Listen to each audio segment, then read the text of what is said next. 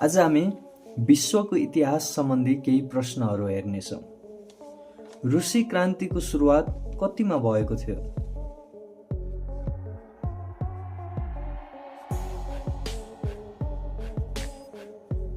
सन् 1917 मा।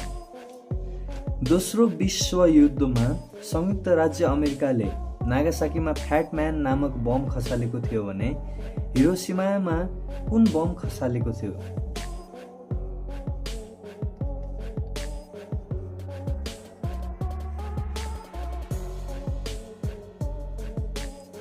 Little boy. अमेरिकी स्वतन्त्रताको घोषणाको मस्यौदाकार वा लेखक को हुन्?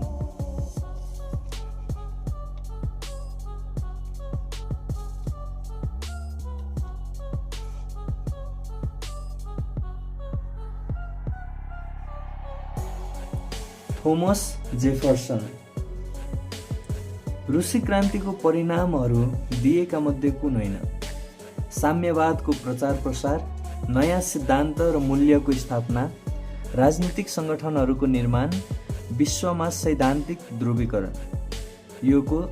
रुसी क्रान्तिको परिणामहरू राजनीतिक सङ्गठनहरूको निर्माण बाहेक सबै हुन्। पूर्ण जागरण कालको सुरुवात कहाँबाट भएको थियो? यसको सही उत्तर हो इटालीबाट भएको थियो। आई एम अ स्टेट यो कसको भनाइ हो?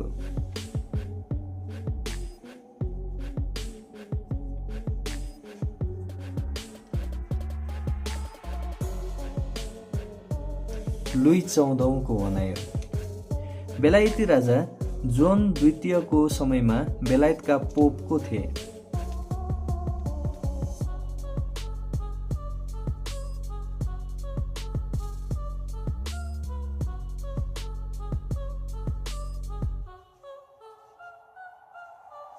इनोसेन्ट तृतीय।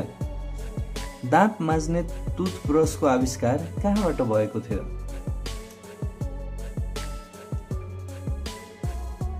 चीनबाट भएको थियो। संसारको सबैभन्दा सानो फूल कुन हो? यसको सही उत्तर हो